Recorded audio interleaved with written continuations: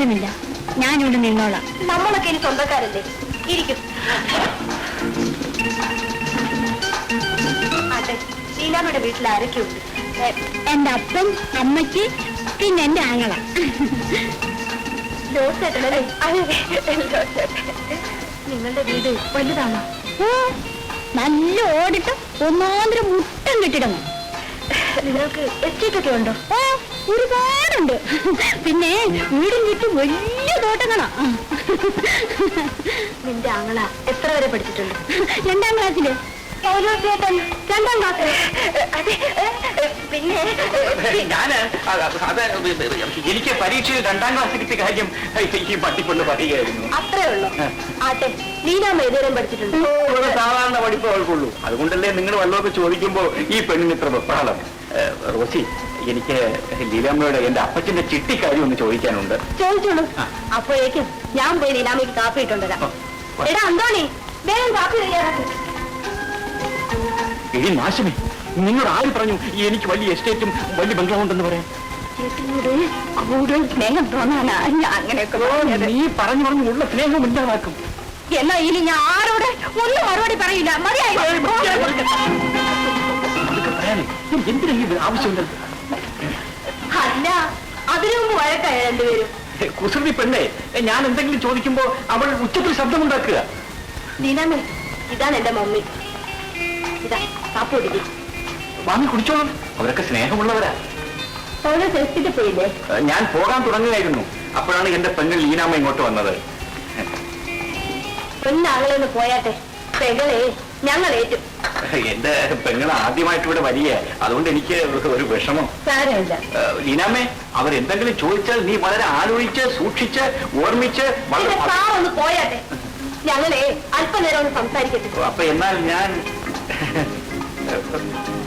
ഇരിക്കുമോളെ.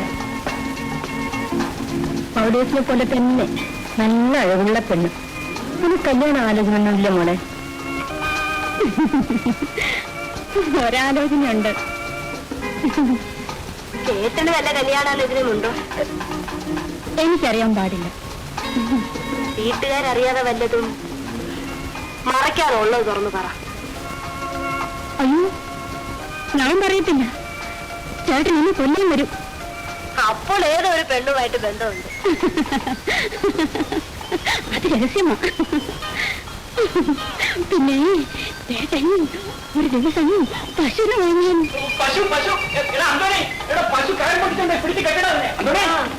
പോയില്ലേ? ഞാന് എസ്റ്റേറ്റിൽ നിന്ന് നമുക്ക് ഇത്രയും രൂപ വേണോ, അത് ഒരുമിച്ച് വാങ്ങണോ അതോ ഇൻസ്റ്റാൾമെന്റ് ആയിട്ട് വാങ്ങണോ എന്നുള്ള കാര്യം? അതെല്ലാം ഓഫീസ് കാര്യം. എന്നെ എന്നിട്ട് കാണിക്കുന്നു. എല്ലാം മുതലാളി പറയും പോലെ അങ്ങ് ചെയ്താൽ മതി. ചേട്ടാ, ഈ അമ്മച്ചിയും റോസിക്കുട്ടിയും ചേട്ടന്റെ കല്യാണക്കാരും ചോദിക്കുക. ഞാൻ പറയട്ടെ ചേട്ടാ, ഈ ആങ്ങളുടെയും പെങ്ങളുടെയും കാര്യത്തിൽ ഏതോ കള്ളത്തരമുണ്ട്. അങ്ങനെയൊന്നുമില്ല. പിന്നെ ആരാ പെണ്ണ്? ലീല പറയാൻ പോയപ്പോ ചേട്ടൻ പിന്നെ എന്തിനാ തടഞ്ഞത്? മറ്റൊന്നുമല്ല, റോസിക്ക് അറിയാമല്ലോ ആരുടെ കാര്യമാണെന്ന്. ഓഹോ, അപ്പോൾ ഈ കാര്യം വീട്ടിൽ പറഞ്ഞില്ലേ? അതൊക്കെ നടക്കേണ്ടത് നടന്നു കഴിഞ്ഞു. ലീനാമ്മേ, ഞാൻ അപ്പച്ചൻ എഴുതിയിരിക്കുന്ന ഒരു കത്താണത്. ഇത് മതി ഒന്ന് വായിച്ചു നോക്കാം. ആര് എന്ത് ചോദിച്ചാലും ചിരിച്ചൊഴിഞ്ഞോണം.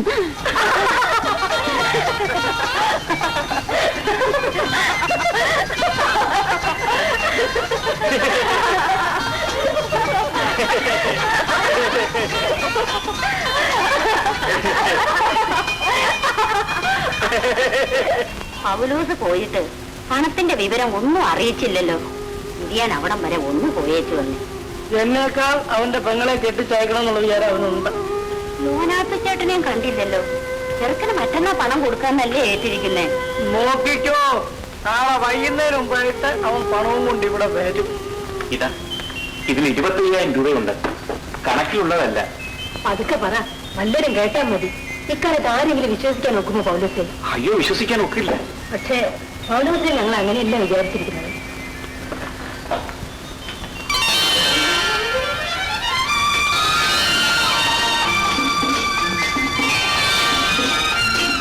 കണ്ടോ ഞങ്ങളിപ്പോ എങ്ങനെ ഇരിക്കുന്നു? ചേട്ടന് തന്നെ ഒരു സംശയമല്ലേ? സംശയം മാത്രമല്ല, സത്യമുള്ളതാണ്. ഈ വേഷത്തിൽ ലീനാമ്മയെ ഇപ്പൊ എന്റെ അപ്പച്ചൻ കണ്ടാൽ പോലും എന്റെ പെണ്ണാണെന്ന് പറയത്തില്ല. മമ്മി, ഞാൻ ലീനാമ്മയെ എസ്റ്റേറ്റ് ഒക്കെ ഒന്ന് കാണിച്ചു തരാം. ലീനാമ്മേ, എന്തെങ്കിലും ചോദിച്ചാൽ ഇവൾ ഡയറി എഴുതി മാറിക്കളാം. ഇതല്ലേ ചേട്ടന് പറയാനുള്ളത്?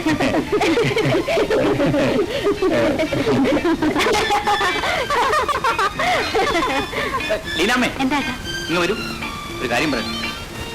അപ്പോ വീട്ടിൽ പോകുന്നതിനെ കുറിച്ച് അപ്പച്ചൻ എന്താ എഴുതേണ്ടത്? ഈ പെങ്ങളെ വെറുതെ വിടത്തില്ലല്ലോ ഒരു ചേട്ടൻ. അപ്പോ ഇന്ന് കത്തയച്ചാൽ നാളെ കിട്ടിയില്ലെങ്കിൽ മറ്റന്നാൾ അല്ലെങ്കിൽ ഞായറാഴ്ചയോ.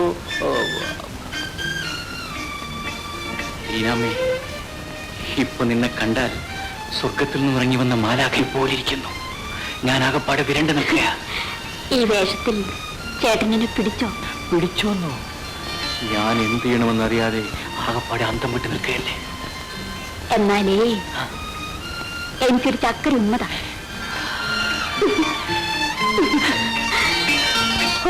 സ്വകാര്യം മതി, ഇങ്ങോട്ടൊന്ന് വിട്ടേക്കണം. അല്ല, അത് വ്യക്തമായിട്ട് എഴുതുന്നുണ്ട്. അത് ഇന്ന് ഞാൻ എല്ലാം എഴുതും. അപ്പച്ചന് കാര്യമായിട്ട് തന്നെ എഴുതും. നീ ആരോടാണ് സംസാരിക്കുന്നതെന്ന് മറന്നു പോകരുത്. അല്ല, അതിനെപ്പറ്റി വിഷമിക്കണ്ട. ഇന്നല്ലെങ്കിൽ നാളെ മറ്റന്നാൾ എഴുത്ത് കിട്ടും. വിഷമിക്കാവോ? എന്താ ഇത്ര വലിയ സംസാരം? ഒന്നുമില്ല റോസി. കൂടെ പോയോ? എന്തോ അവരുടെ എങ്ങോട്ട് പോയി? പെങ്ങളെ യാത്ര അയക്കാൻ പോയതാണോ? ഇരിക്കും. വേണ്ട, ഞാൻ ഇവിടെ നിന്നോളാം. ആ, റോസിന്റെ ഡാഡി വന്ന് നമുക്ക് ചില കാര്യങ്ങൾ ഉടനെ നടത്തണം. എന്താ നടത്താമേ? എന്ത് കാര്യമോ? ഇവിടുത്തെ അമ്മച്ചിയുടെ കാര്യം. എന്റെ വിവാഹം കഴിഞ്ഞിട്ട് 20 വർഷമായി. ഞാൻ റോസിയുടെ കാര്യമാ പറഞ്ഞത്. അത് നടത്താമേ? എനിക്കും റോസിക്കും പൗലോസിന് വളരെ ഇഷ്ടമായി. എല്ലാം എന്റെ ഭാഗ്യം. ലീനാമ്മയുടെ കാര്യവും അറിയണം. അയ്യോ, അറിയാനൊന്നുമില്ല. അവളെന്റെ പെങ്ങളാ. അതുകൊണ്ടാണ് പറഞ്ഞത്. ഇനി ആ തുണയിൽ ഞങ്ങൾക്കുള്ളതാണല്ലോ.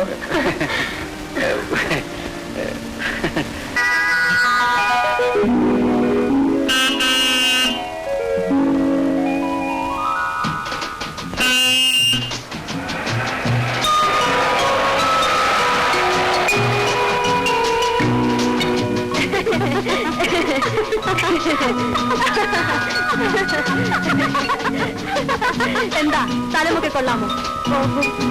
കാണാൻ എന്ത് ഭംഗി. പക്ഷേ നിന്റെ ഭംഗിയിൽ ഈ സ്ഥലമേ മങ്ങിപ്പോയി.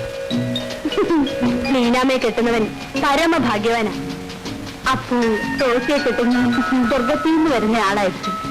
ആട്ടെ, ലീനാമ ആരെങ്കിലും സ്നേഹിച്ചിട്ടുണ്ടോ? പറയടി കല്ലി. ഉണ്ട്. ആരാ? ആള് കൊള്ളാമോ? ഓഹോ, കാണാൻ നല്ല ചേലുള്ളവരാ. പൗലോസിയത്തിനെ പോലെ സുന്ദരനാണോ? എന്നാൽ നമ്മുടെ 2 പേരുടെ വിവാഹവും ഒരുമിച്ച് നടത്താൻ ഞാൻ മമ്മിയോട് പറയാം.